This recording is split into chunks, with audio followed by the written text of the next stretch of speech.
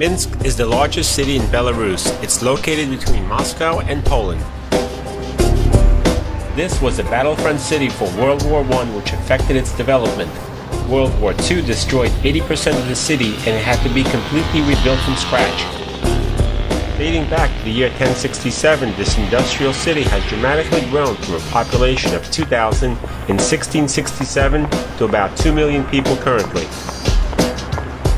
They say it is a republic government, but it's actually a dictatorship reflecting communism. The city is very clean and safe. People are friendly, helpful, courteous, and law-abiding. It is a main cultural center of Belarus, with beautiful, inexpensive theaters, operas, ballets, and concert halls. Over the past decade, it has been expanding to become more of a tourist-friendly environment, with an increase in renowned five-star restaurants, cafes, fast foods, pubs, and casinos. To get around, there's an extensive public transport system with a metro, tram, trolley, buses, trains, and taxis. All are very inexpensive for tourists. You can also walk the main city area from one end to the other in less than an hour. It's interesting how Minsk is located in a forest region, and some of these forests were transformed into parks as the city grew.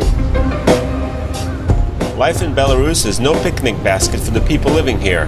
They work very hard, but are paid very little. In fact, the average worker is paid less than $1 per hour, not enough to afford the necessities for life and provide for a family. The city is filled with women walking in short skirts and high heels. It's an attraction of its own.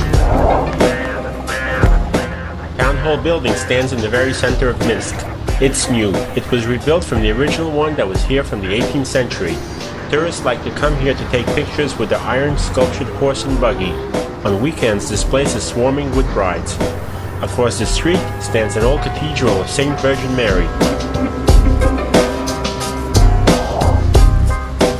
On top of the hill is the Orthodox Cathedral of the Holy Ghost Church.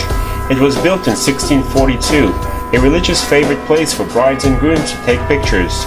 The cathedral has a working icon of the Mother of God. It was moved to Minsk in 1500. Legend says this icon was made by Saint Luke the Evangelist.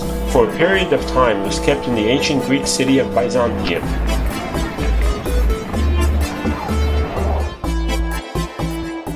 Independence Square is a typical Soviet square, formerly known as Lenin Square, with a huge government building and a huge statue of Lenin in front of it. It's guarded and tourists are forbidden to take photos of the building or statue.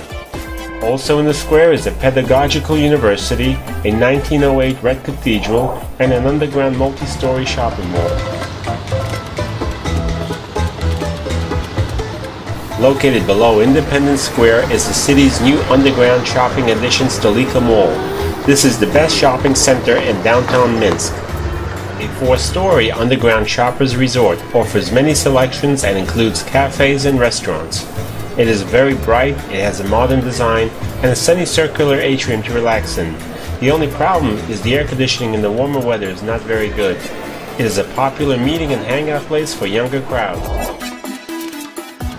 Независимости Avenue is the main street in the center of Minsk, connecting the famous squares, restaurants, cafes, stores, and historic buildings. There's a lot of traffic along the street, and you need to pay attention to the crosswalks when crossing. If you should attempt to cross against the red light, you may end up paying a hefty fine. Also on the main avenue is the KGB building, built after World War II.